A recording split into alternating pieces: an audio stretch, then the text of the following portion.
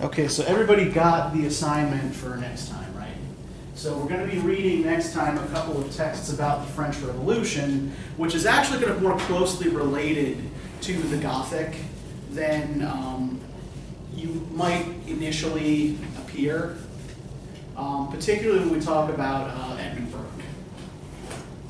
But before we get started, does anybody have any kind of general questions about the class before we start like digging into the Gothic stuff? No? All right, great. So I just want to make a quick point here about like the basic kind of span of time we're going to be covering in this course, because I didn't really have time to get to this last time because I had all that other groundwork to lay about politics and economics and all that other fun shit, right? So in this class, we're covering a period kind of like from roughly 1789 to the present, right? But kind of within this, there are all these kind of like divisions into periods that literary historians like to make, right? So we're going to start with the year 1700, even though it's kind of a little bit before the scope of the class, because this is actually stuff that's being published in the early 18th century is still relevant to what we're doing, right? So we tend to call the period from 1700 to 1745 the Augustan Age, for two reasons. One, for pretty much the entire 18th century, England was ruled by guys named George, and Augustus is the Latin form of George. Or George is the English form of Augustus, I guess, depending on your perspective. There's also a conscious effort in this period among some of the most important writers to imitate early imperial Roman models in literature, or what we call neoclassicism. So we'll probably end up talking a little bit about that today as well. But this is another reason why it's called the Augustan Age, right? It's imitating the models of the period when Augustus was emperor of Rome, right? The period from 1745 to 1785 is often referred to as the Age of Sensibility. So, sensibility is a term that pops up a lot in 18th century philosophy, right? So what sensibility means, and we'll get into this a little bit more deeply today as we talk about the Gothic and why people thought it was dangerous, is receptivity to sense impressions.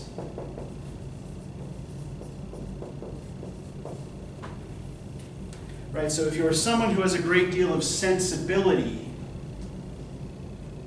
you are someone whose emotional responses are strongly connected to sensory stimuli, right? Like looking at a beautiful sunset can make you swoon and things like that. A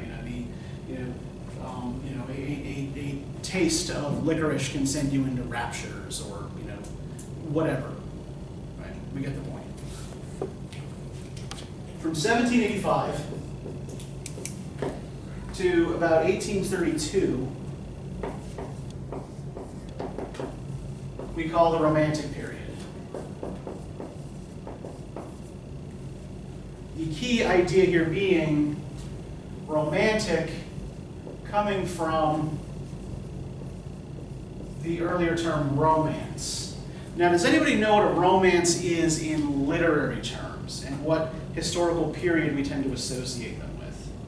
Like fantasy, right? Yeah. So when we talk about a romance, we're talking about a long, usually kind of fantastic prose narrative from the Middle Ages or the Renaissance, right? So we call the Romantic period romantic in part because a lot of the writers tend to look back to medieval and Renaissance literary and philosophical models, right?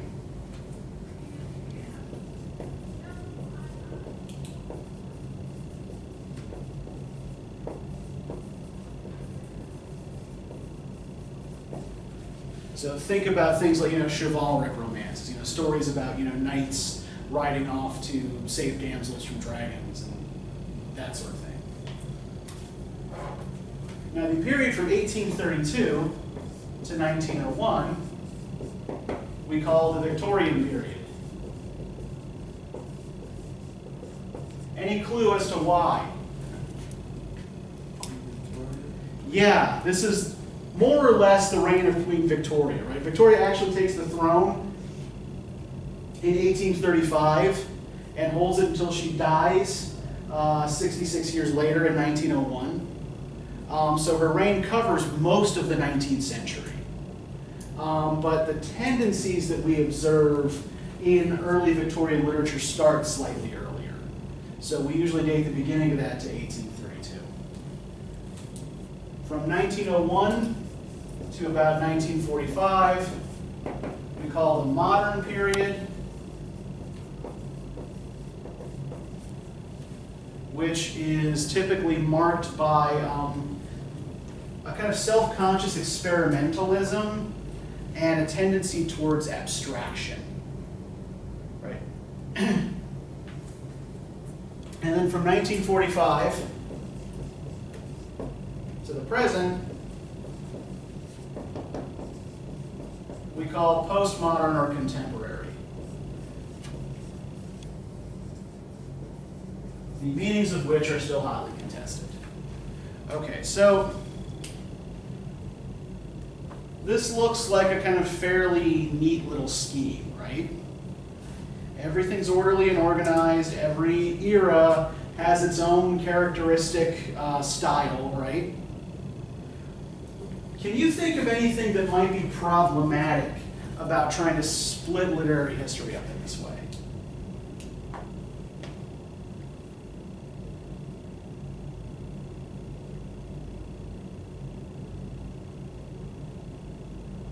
They could like possibly blend into each other.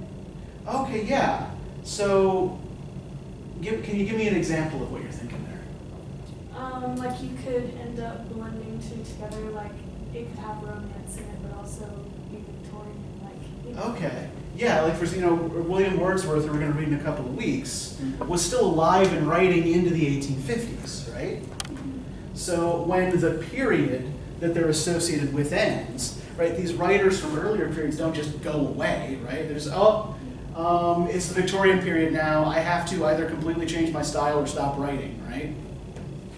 So these are all kind of relatively arbitrary dates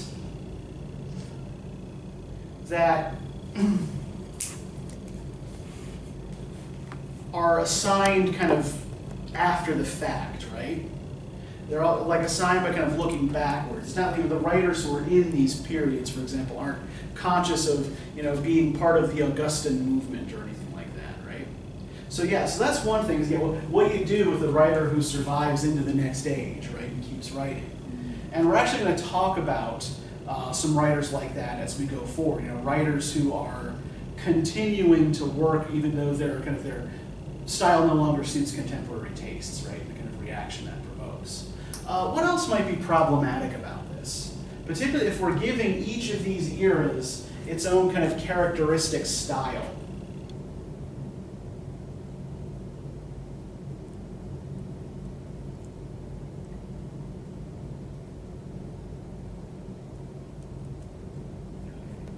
Yeah, go ahead, Kaylee. I mean, not every writer is going to have the same style, like, of that age. Yeah. Is every writer who's writing between 1785 and 1832 a romantic, right? No. And so by focusing on these kind of dominant movements, we miss a lot of the other things that were going on in the period and other things that people were reading, right? So one of the things that I want us to do, we will talk about these dominant movements and the writers who are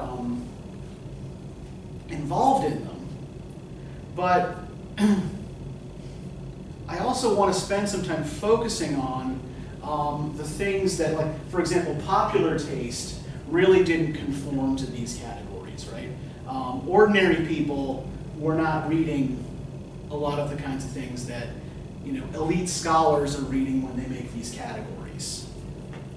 And the Gothic is one of those styles that doesn't fit cleanly into any of these categories, but is what most people who read novels were reading from the 1760s into the 1820s. Right? So let's talk about who were reading these novels. Who do you think, like, given what, well, let's actually start with just definitions here, right? Given what you read for today, how would you define the Gothic? What do you think the Gothic is or looks like?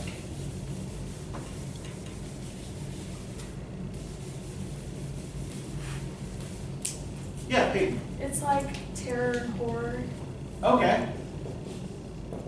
Terror and horror are certainly two of the different poles of the Gothic, right? So when we talk about these two words in terms of the Gothic, we mean different things. So is everybody conscious of what the distinction is? Like, what's the difference between terror and horror in a Gothic novel?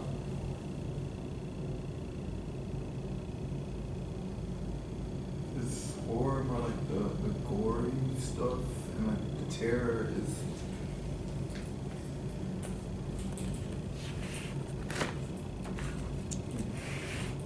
I think you're thinking along the right lines here, right? But I think horror isn't necessarily gorier, though it often is.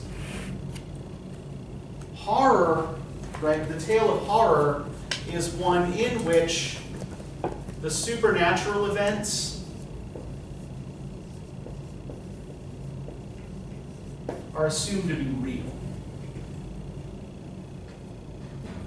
So in a novel like The Monk, for example, right, Ambrosio really does cast a spell to get into Antonia's chamber, right? He really does make a deal with the devil to get, these powers and, and influence and things like that, right?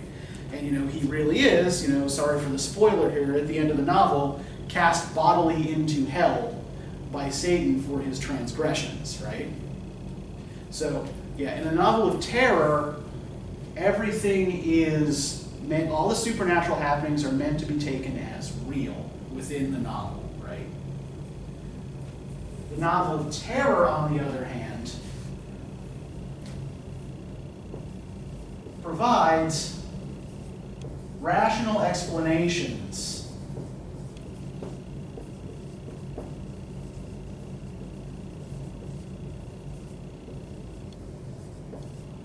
for supernatural events. I like to call the tale of terror the Scooby-Doo Gothic, right?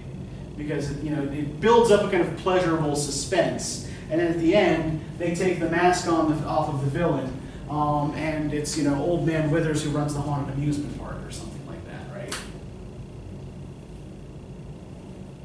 And what these two different poles represent, in some sense, are actually kind of like different philosophies that emerge out of the Enlightenment. So does everybody know what the Enlightenment was? broadly. Ish? Yes. Broadly? Okay. So what do you know about the Enlightenment? If anything. Let's see how broad and big your knowledge of this is. Wasn't it like open to new religious beliefs? Like they were introducing more religion or something? That's part of it. It's not necessarily that people were introducing more religion. It's more about a questioning of traditional beliefs, Yeah. right? Mm-hmm. Yes, there's a questioning of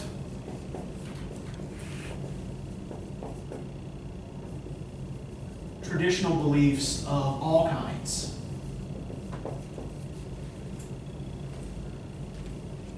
What else? What else do y'all know about the Enlightenment?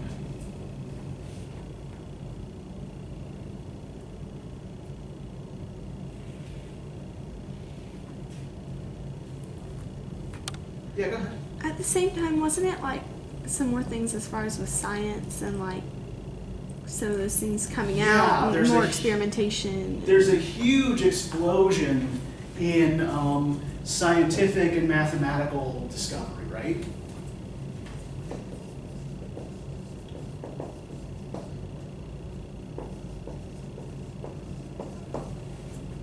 some of which has to do actually kind of like with the overall kind of breakdown of the Catholic Church's authority over Europe, and so limits on what people could study going away.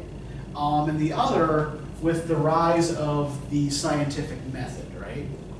Prior to the late 17th century, people didn't do science the way we do science, right? It's observation, right? Okay, observe this natural phenomenon. I form a hypothesis about why that might be, and I test to see if repeatedly to see if my hypothesis is correct, right? So this is something that first arises really in the 17th century. Science prior to that mostly worked by kind of association, right? You would see things in nature and try to connect it to other similar things, right? So, because my birthday is at the end of March, it is when the sun is in the sign, Aries, the ram, right? So my personality characteristics are thus supposed to be similar to those of a male sheep. And perhaps even my physical appearance, right? Even medicine kind of worked this way, right? Like if you had a blood disorder, then your doctor might pour a glass of red wine for you and grind up a ruby in it and make you drink it. Now, what would be the logic behind that? What's the logic connecting these things? They're all red. Yeah, because they're all red, right? Well, blood is red. Red wine and ruby, that's all red, right? So red cures red, right? So this was the logic people used for science for centuries, right? And it's really only starting to change in the 18th century, or the late 17th century. So yeah, there's a lot of scientific progress, and then a lot of what, go ahead. Art and like writers and painters and like explosion. Like, isn't the Enlightenment like a broad term with like different periods? It is a very broad term that covers a very long stretch of time, Right. yeah. From the end of the 17th century to the beginning of the 19th, yeah. So we are just kind of looking at broad strokes here, right? But yeah, so Enlightenment art tends to be different from Renaissance art, and that it focuses more on kind of precision and exactitude and imitation of nature, right, as a whole.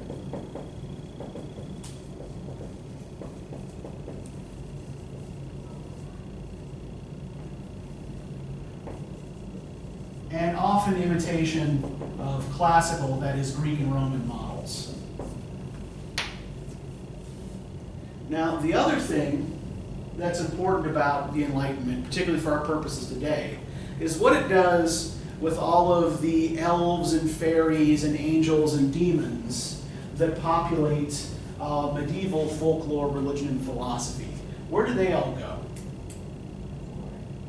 Yeah, basically, yeah, that's, yeah, they're all kind of filed under the category superstition.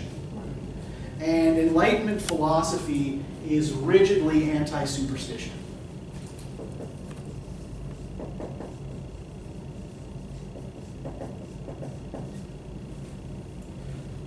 So there are two major strains in European philosophy that emerge out of this period, right? One is called rationalism, which is more popular in continental Europe, and is practiced largely by people who are also mathematicians. So, for example, René Descartes, for example, is one of the big rationalists. Gottfried Wilhelm von Leibniz, who, in addition to having like that triple-barrel German name, also had a fabulous wig. Really enormous curly wig. And a lot of funny ideas about lots of things. So a rationalist believes fundamentally that the universe works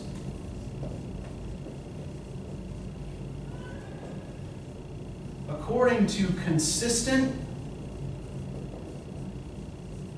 observable laws.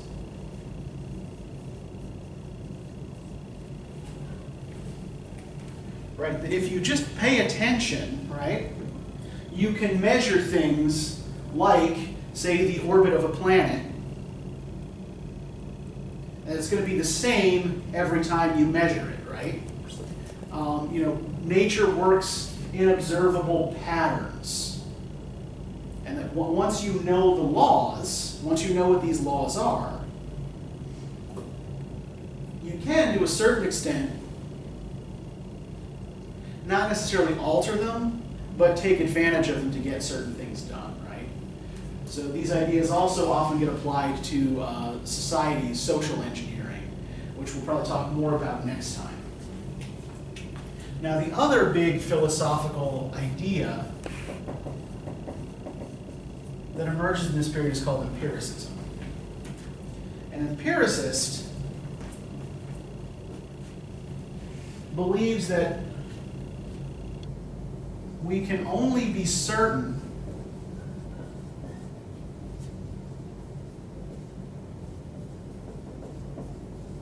of information that we obtained through our senses.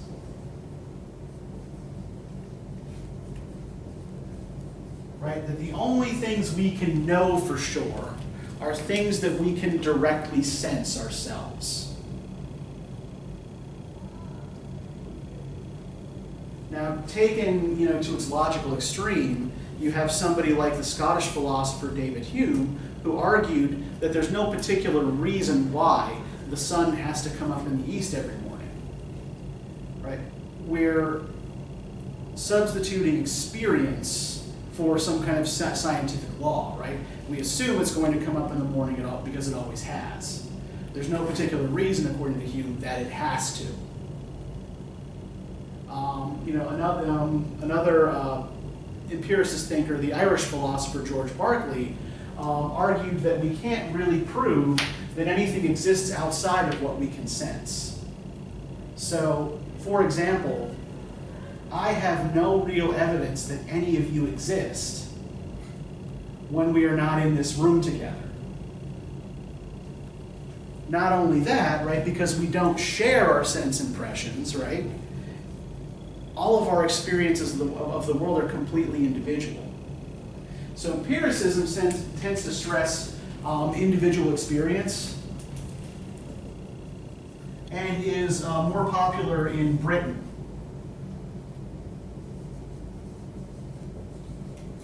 Than rationalism is typically.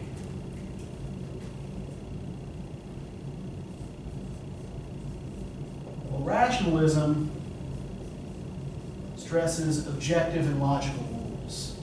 So you can see what like the novel of terror always provides at the end a logical, rational explanation for everything that happened, right? It wasn't ghosts, it was just bandits pretending to be ghosts or something like that. Whereas in the tale of horror, everything that you've experienced is to be taken as real. Okay, so what else? Like getting back to trying to define the Gothic here, right? What other general characteristics did you note in looking through these texts?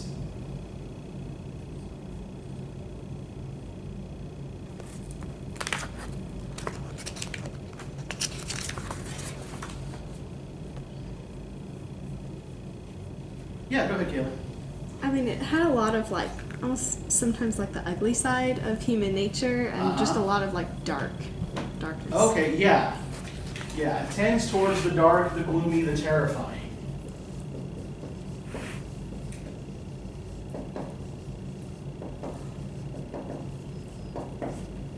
Anything else? Like, did you notice anything about like the kinds of settings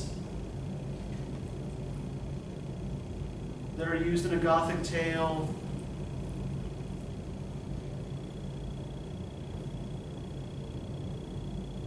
It might be hard to kind of extrapolate from 2 essays and some excerpts from the Monk. Like at the setting from the excerpt in the Monk is like at night. Like Okay. At night. Yeah, actually both of those excerpts are kind of what Ambrosio was doing at night, right? Whether he's alone in his chamber, burying his soul in this painting, while lusting after it. Right. Or sneaking into Antonina's chamber, right? Yeah, he's taking it, yeah, so the night is for his private actions and the day is for his public action, right? You know, preaching to the people of Madrid, things like that. But do we get the sense that the monk is meant to take place in the writer's present or at some point in the past? Probably the past. Yeah, and that's a common element of the Gothic, right? The Gothic, like a lot of the major Romantic works, right, is often set in the past.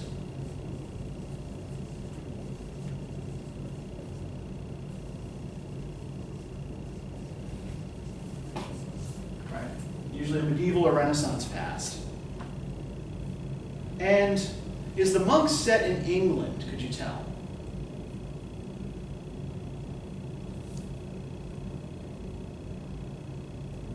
It was set in Madrid. Yeah. So like Spain. Yeah, and the settings are usually in continental Europe.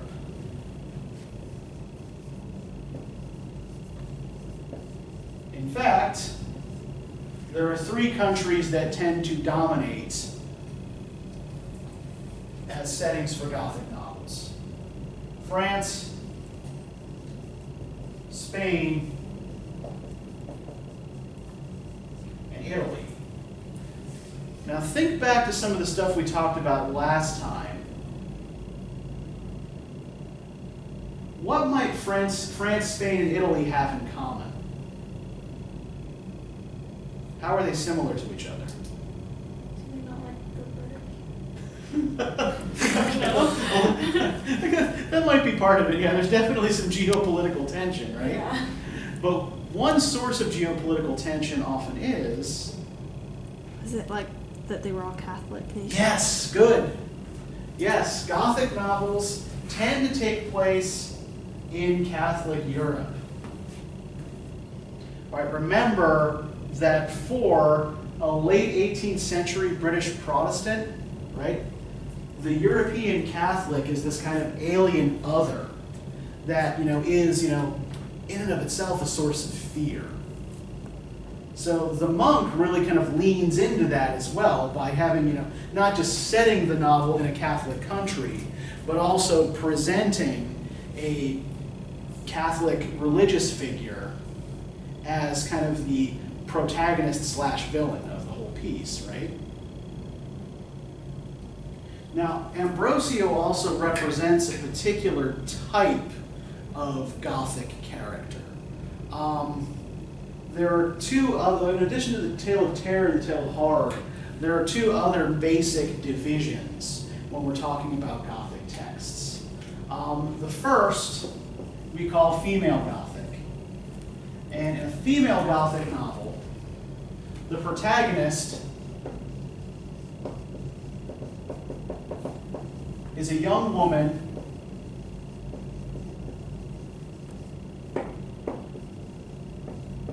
and either her life or virginity is threatened by an older man.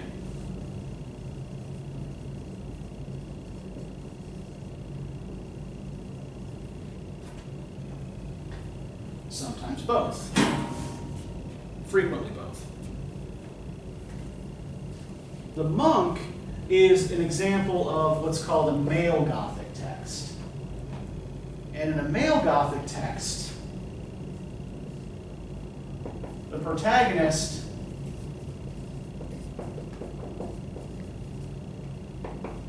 is a kind of overreacher who refuses to be bound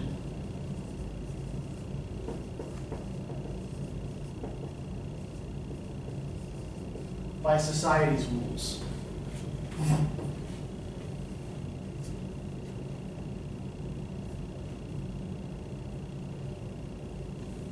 So, Ambrosio, for example, right, is a monk. He is a monk who is an especially eloquent and successful preacher, who believes that his gift of oratory, and at least up until the age of 30, his particular, devotion to chastity, right, puts him up above other human beings, other mortals, and means that he is not subject to the same rules, which then leads to his seduction by the dark powers and downfall, right?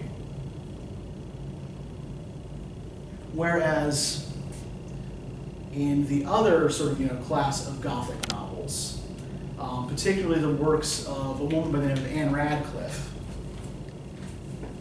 and there are some excerpts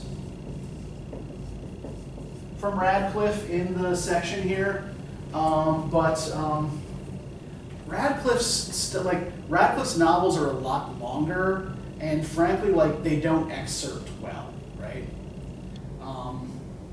When you take bits from Radcliffe's novels out of context, it's harder to make them make sense. And I think these two episodes from Lewis's novel give us a good glimpse of Ambrosio's character, of certain male Gothic and horror writing tendencies. Whereas the excerpts from Radcliffe are a little bit more confusing. But yeah, Anne Radcliffe was actually the most popular and best paid writer in England of the late 18th century. And a lot of Gothic novelists were women.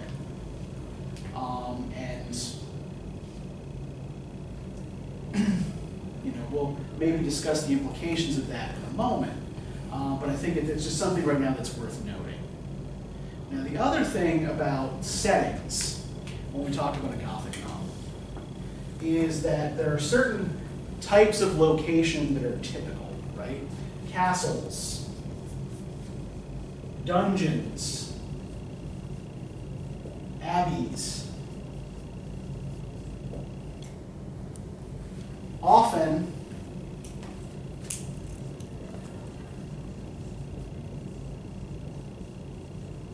with secret passages and hidden rooms. And so even if we're looking at the Gothic in terms of the kinds of spaces it sets up, right? It often subverts our expectations of what space is supposed to be like by showing us the stuff that's hidden underneath or behind the walls, right? Much as many of the characters in a Gothic novel have a hidden agenda that they are trying to advance at the expense of someone else. There are hidden torture chambers and hidden prison cells and things like that within the walls of these old crumbling family estates. So the things that people do in the dark, right, in the secret places, as opposed to things that they do out in public. So this kind of distinction between public and private, I think, is actually pretty important. Does anybody have any questions or observations about any of this so far?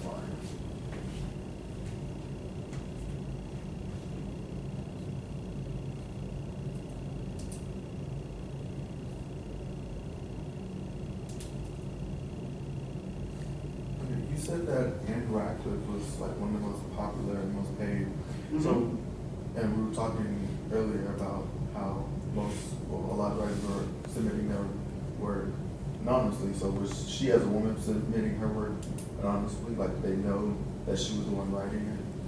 Initially, yeah, I think she published anonymously as well. But, eventually, it comes to be known, it comes to be known who's writing these novels. And by the way, does anybody know how novels were published at the end of the 18th century? Okay. Didn't think so, but I just wanted to check. And this is actually something that carried through into the late Victorian period as well. Typically, a novel was not published as a single volume. It would be published kind of over a period of several months in stages, right? So when Anne Radcliffe publishes volume 1, the first 150 pages or so of The Mysteries of Udolpho, she hasn't written the next 150 pages yet.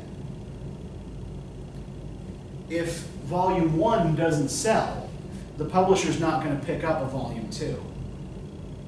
If volume 1 sells like crazy, then it might have to move up the timeline for volume 2. She might have to produce it faster.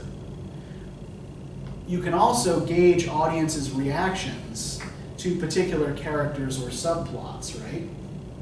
So if you're reading, an 18th century novel, and you notice, about a third of the way through, certain characters just stop appearing, or a certain, plot thread never gets picked up again, that's why. Apparently it didn't, it didn't test well with the initial readers, right? So, novel public, you didn't publish a big single volume like you typically do today. It was, all novels were published serially. So once it becomes known who's writing, like Radcliffe's books, or these books are extremely popular, then her name becomes a selling point. It's like, oh, this is the new Anne Radcliffe, right? Yeah, you plaster her name all over everything, right? She also spawned a lot of imitators. And I believe she herself published in her lifetime, I think maybe 7 novels, but most of them are doorstops, right? Upwards of 900 pages or so. Which is why we don't assign them in this class, because we don't have time. The Monk is a lot shorter. So, who do you think would have been reading these Gothic novels? Think maybe, think about the Aiken piece and the Coleridge piece and the things that they say about the kinds of effects of Gothic novels. Think about stuff we've said here about the plots and who was writing them. Who do you think might have been the primary audience for these books?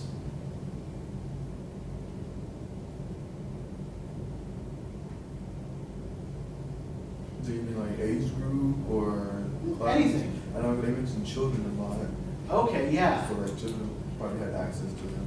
Okay, and yeah, what do they have to say about children or about young people in relation to these books?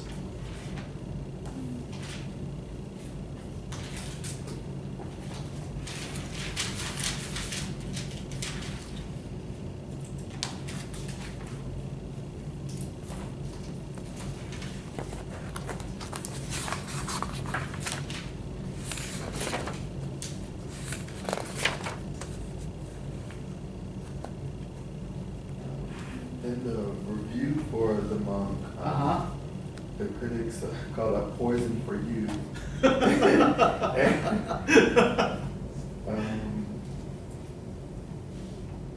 Yeah, we're going to read more Coleridge a little bit later, by the way. Yeah. And his own work actually kind of draws on this same kind of horror tradition and the supernaturalism of something like The Monk, right?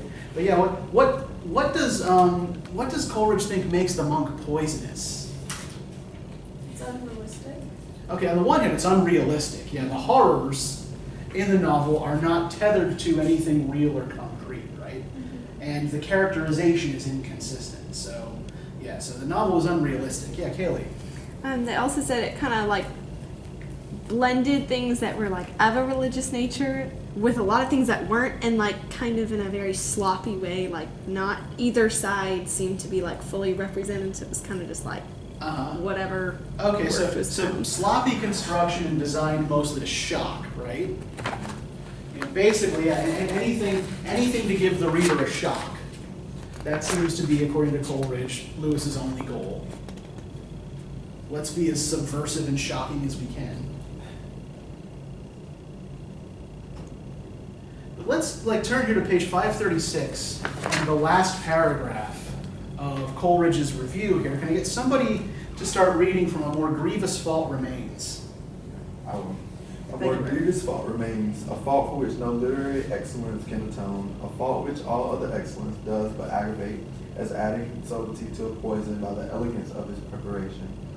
Mildness of censure would here be criminally displaced, and silence would make us accomplices. Not without reluctance then, but in full conviction that we are performing a duty, we declare it to be our opinion that the monk is a romance which if a parent saw in the hands of a son or daughter, he might reasonably turn pale.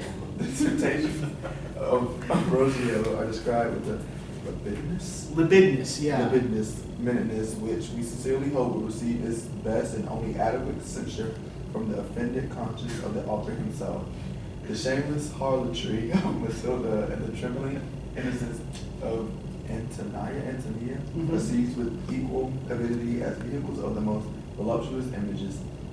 And though the tale is indeed a tale of horror, yet the most painful impression which the work left on our minds was that of great acquirements and splendid genius employed to furnish a mormon for children, a poison for youth, and a provocative for the Debauchee, yes. Debauchee. Yes. Tales of enchantments and witchcraft can never be useful. Our author has contrived to make them pernicious by blending with an irreverent negligence all that is most awfully true in religion with all that is most ridiculously absurd in superstition. So yeah, what's his worry here? Why does he think a parent should be afraid to see this book in their kid's hand?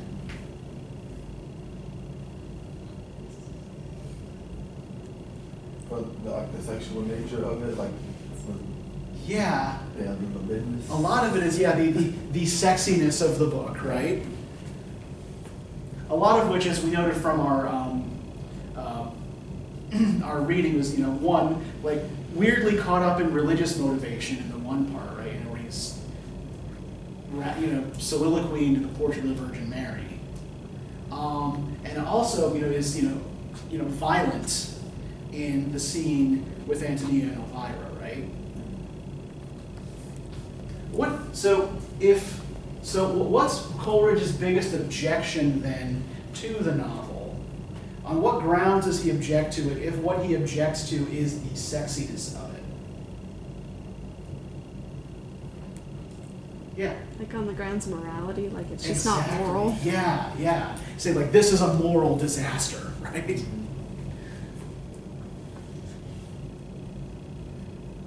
It's pernicious, right? Because it's pleasurable to read, but puts before your eyes the most debauched scenes of horror, right? It makes those things look attractive.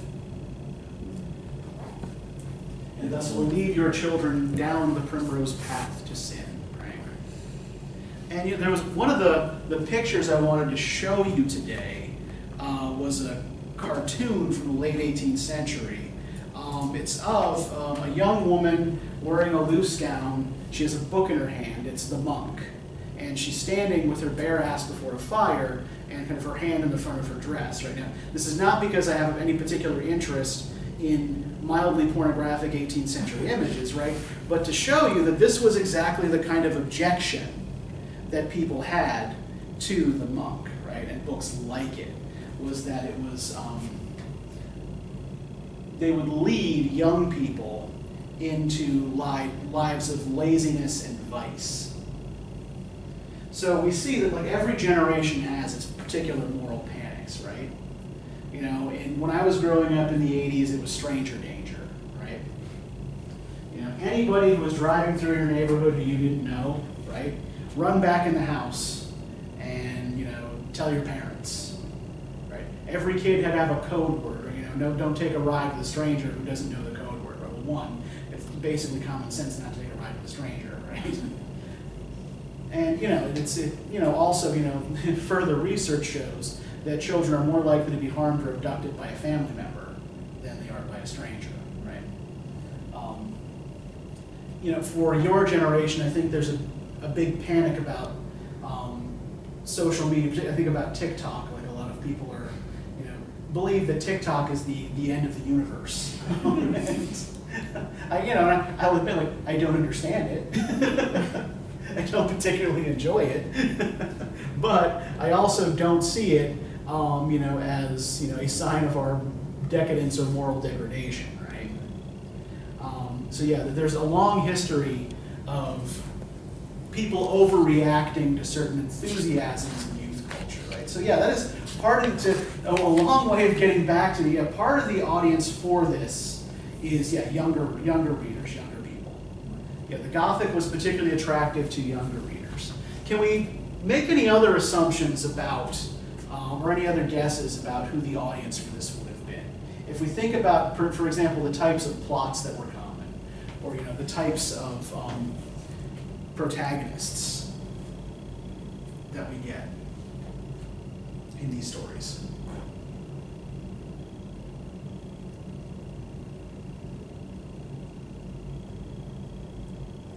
Yeah. I mean, probably towards like more rebellious youth to begin with, especially on the side of like if it's like you're overreaching and you're not wanting to be like constrained by society's rules, you're already like get away from you. Okay, so your kid is like, screw you, old man, right? I'm gonna I don't know, like listen to loud lute music and wear pantaloons or whatever.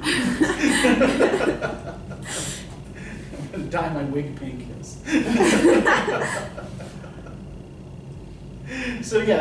Probably, but like the demographic for this was actually much broader than simply youth who wanted to shock their elders. In fact, like these books were particularly popular among middle-class women.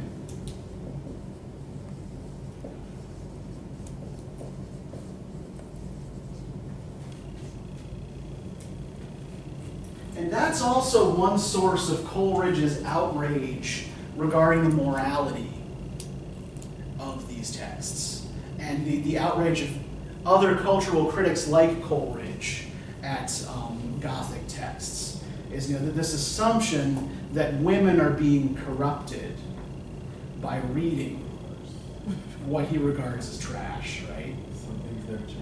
Yeah, this puts a stain upon their virtue, that sort of thing, right? But yeah, I mean, like these texts were particularly were aimed at women. One thing we're going to see is a fairly common thread throughout history is that scholarly elites tend to shit on things that middle-class women really like, right? Even what is now often referred to as sort of like middle-brow fiction or television, kind of derogatory in a derogatory fashion. Usually just means that its primary audience is middle-class women. But let's talk a little bit about how this all came to be, right? So on the one hand, you have in 18th century England an explosion in literacy rates, right? Prior to this period, the number of people who could read was relatively small. But one, kind of knock-on effect of the printing press and the Protestant Reformation, right, is a spread of text throughout Europe in vernacular languages, right? So in people's everyday language. So, as text is spreading, more people are learning how to read it, particularly if they're expected, as Protestant religion often expected you to do, to read the Bible themselves. Bless you. Thank you. So, the middle class in particular is much more literate by this period than it used to be, right? And most people who were reading these books didn't actually buy them.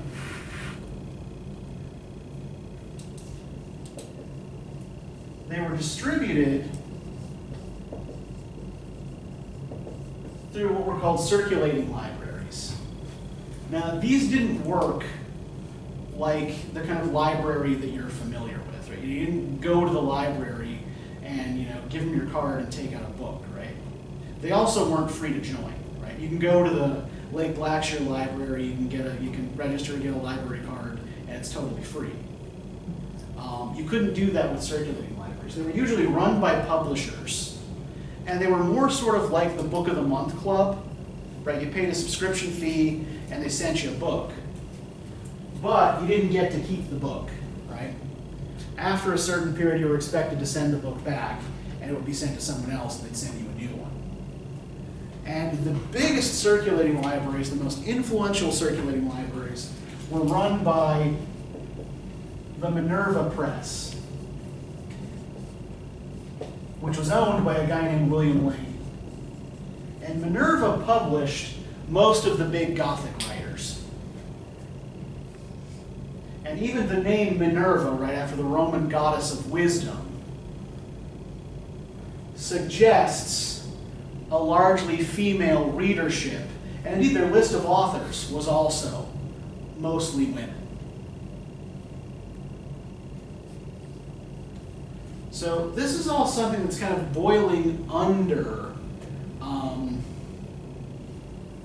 those periods we were talking about in literary history at the beginning of class, right? The Gothic doesn't really belong fully to any of those periods, but it's engaged with a couple of them in a few ways.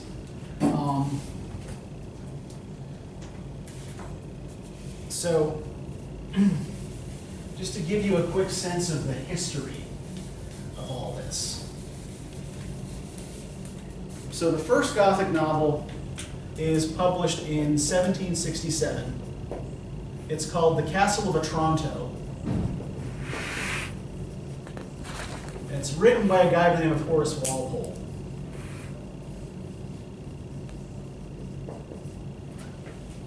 And Walpole, like Lewis, was a member of Parliament. Unlike Lewis, didn't really know how to create interesting and arresting incidents in a novel. So The Castle of Otranto, there's an excerpt from it in here. You can check it out if you want to. Even, the novel itself is short, but it's not very good. It kind of it helps to initiate this whole Gothic craze, but it's now mostly a kind of historical curiosity. And where Walpole kind of got this basic idea from is a craze in the 18th century for antiquarianism.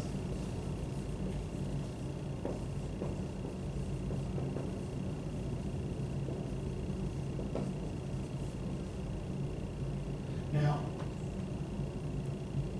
antiquarianism is not to be confused with actual historical scholarship, right?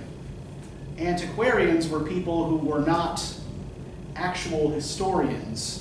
They were people who liked to collect objects from the past in a kind of undifferentiated way and display them in their homes, which were often built in kind of incoherent but vaguely medieval architectural styles, right? So, for example, I wanted to show you some pictures of Walpole's house at Strawberry Hill, which was built to look like a kind of faux medieval fairy tale castle. But the computer didn't cooperate. But yeah, so these antiquarians,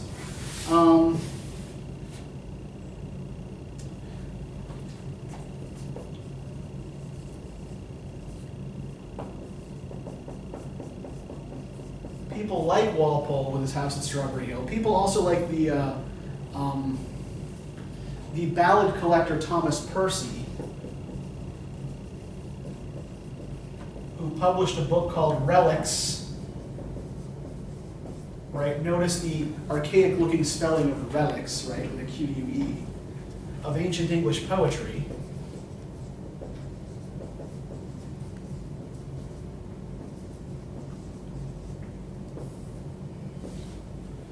And that was published in,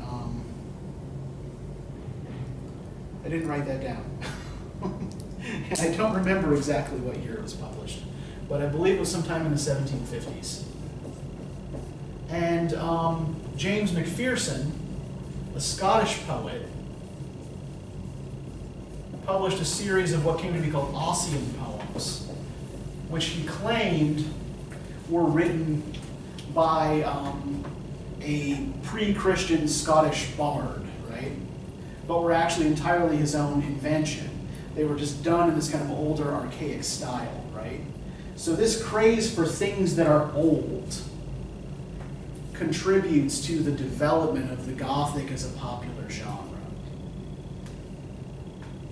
Now, another thing that contributes to the development of the Gothic is a particular trend in philosophy. And this not only helps to explain people's enjoyment of it, as the Aikins try to do, but also explains the kind of horror that people like Coleridge feel at how popular all of this is, right?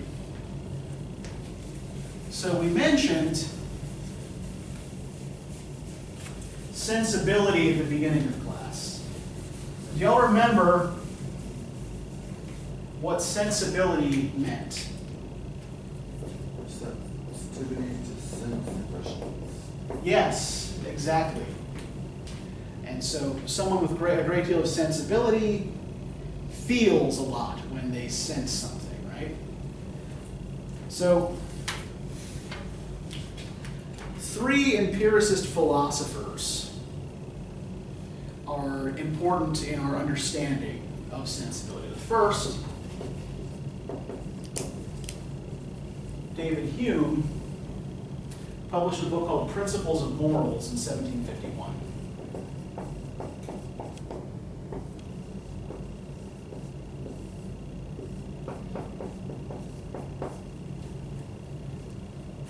The second, Adam Smith, who was better known as an early theorist of capitalism, published a book called Theory of Moral Sentiments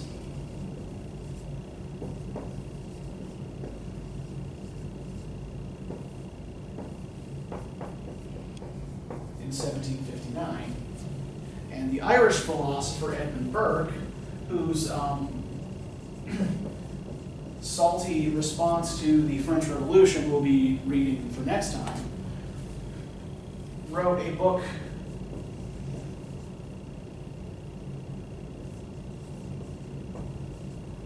about what he called the sublime and the beautiful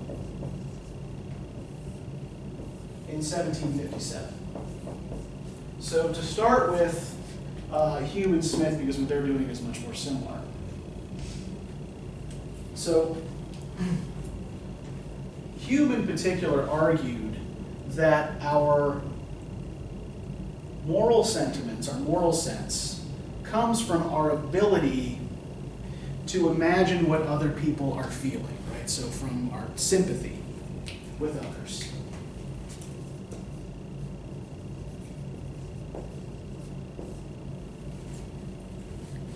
So for example, say, we're all getting up and leaving this classroom. And Kaylee is blocking my way to the door, right? Why do I not just shove her down and walk past her? Maybe you don't want to get hurt. Yeah. And how would I know that if I did that to her, it would hurt? Response, hurt. Well, how would I feel if one of you did that to me, right? I know from my own experience of physical pain, right? What sorts of things cause pain. And so I avoid causing harm to others because I know how it feels, right? So according to Hume and Smith, we develop benevolence towards other people, right? That is, warm, sympathetic, moral feelings, right? Generosity towards our fellow human beings through sensibility, right? Our ability to sense tells us what it would feel like if we did something nasty to someone else, right? I don't come over and stomp on Peyton's foot, right? Just for shits and giggles, because I know that if she did it to me, it would hurt. Now, what Burke is talking about is slightly different but related, right? So Burke is also talking about our emotional responses to art and to nature. And he divides these things up into what he calls the sublime and the beautiful. So the beautiful is really kind of the aesthetic of desire.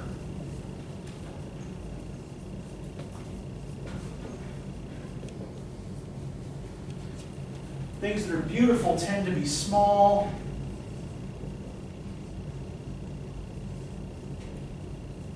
symmetrical, and relatively easily understood.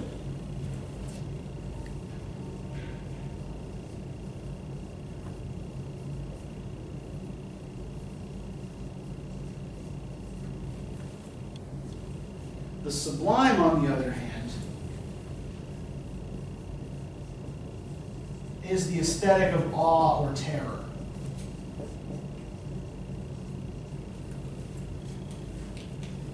So how many of y'all have ever seen pictures of like those giant statues of Ramesses II in the Egyptian desert? There's like these enormous statues of a guy sitting on a throne just staring impassively off into the distance, right? You may have seen them, okay. What about, okay, how many of you are familiar with Stonehenge? See pictures of Stonehenge? No? Okay. Have you ever stood in the middle of an open field on a dark night and looked up into the sky and seen all of these stars twinkling and felt really tiny and small? All right. That's the one. That's how the sublime makes us feel, right? The sublime works on us by making, it inspires awe or terror by making us feel small, insignificant, powerless in the face of something much bigger than ourselves. Something that's really too big for our minds to take in. Unlike the beautiful, which we can desire because we can easily take it in, right? The sublime, instead, tends to frighten us. And the Gothic works primarily on the principle of the sublime. Now, this is stuff, by the way, I'm going to want you to remember as you're reading Burke for next time, right? Remember his theory of the sublime and the beautiful.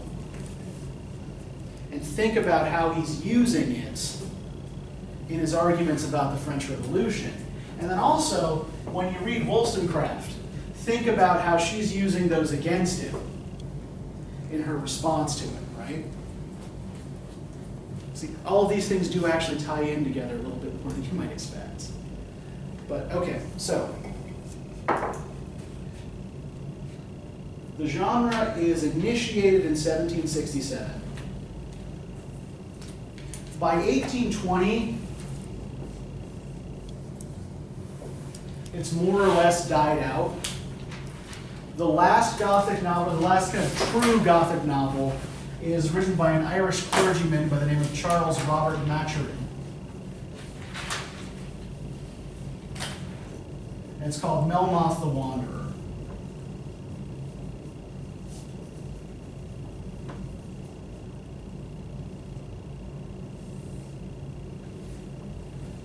And the plot is not dissimilar from the plot of The Monk. Right? You know, it's about this immortal Irishman who has made a deal with the devil that allows him to live forever, and he can't die until he passes his curse on to someone else, or someone else takes on his curse voluntarily. So it's concerned with this Melmoth character's attempts to force his curse onto one of his descendants. And then after 1820, right, the Gothic doesn't just disappear. People stopped writing these kind of formal Gothic novels. But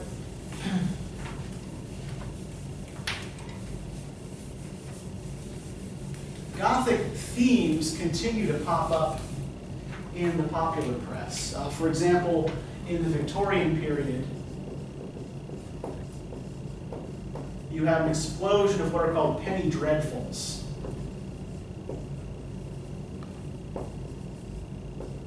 Has anybody ever heard of these? Now, there was a TV series a few years ago called Penny Dreadful that kind of placed all of these classic Victorian horror characters in London together at the same time. And none of you watched it. Okay. All right. But so Penny Dreadfuls were, like, in some ways, like almost forerunners of comic books, right? They were cheaply printed. mass-produced horror stories, often with these kinds of lurid illustrations. So like one of the most popular was called Feast of Blood, or Varney the Vampire.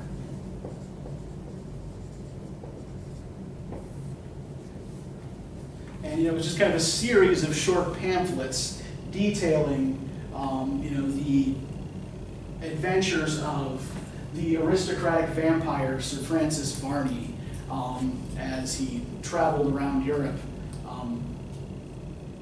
drinking people's blood and killing them. We also see Gothic themes show up in science fiction and in detective stories. So later in the semester, we're going to be reading a Sherlock Holmes story that adapts and updates a number of different Gothic themes and Gothic ideas. And there's a close connection with science fiction, kind of starting with Mary Shelley's novel Frankenstein, right? In which you have a guy who uses new advanced science to do a horrific thing by bringing a corpse back to life, right? Or a being he's made out of an assemblage of corpses. And you see like in the work of people like Robert Louis Stevenson, like stuff like Dr. Jekyll and Mr. Hyde, or Bram Stoker's novel Dracula, right? You have this Gothic monster, the vampire, who is defeated largely by using new forms of technology, like phonograph recordings and things of that nature. So, does anybody have any questions about any of this? I've thrown a lot of information at you again today.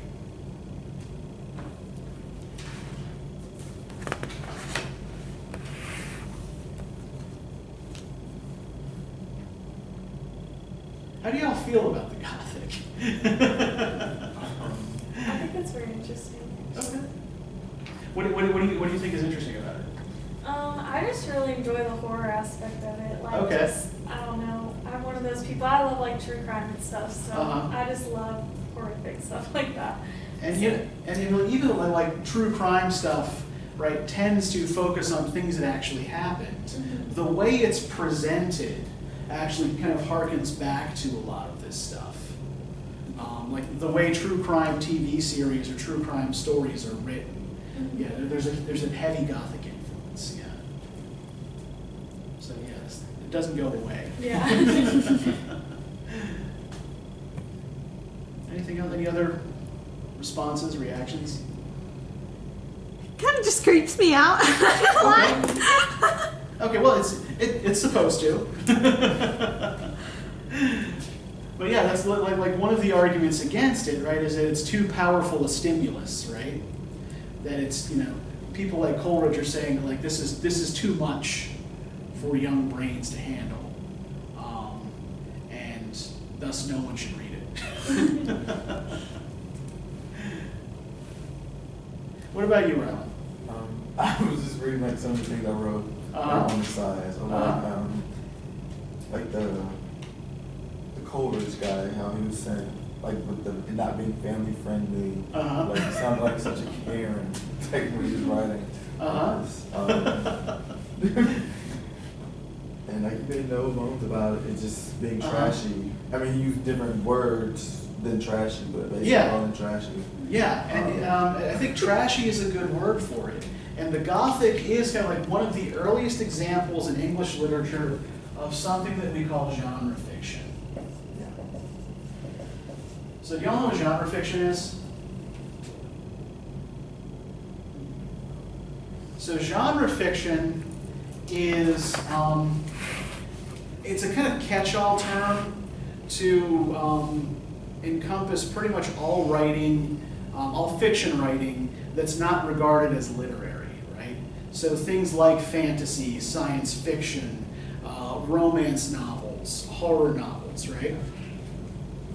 And it's referred to as genre fiction, right, to suggest that it's written to a particular formula, right? That what's more important than its quality is that it obeys the particular formula of its genre category, right?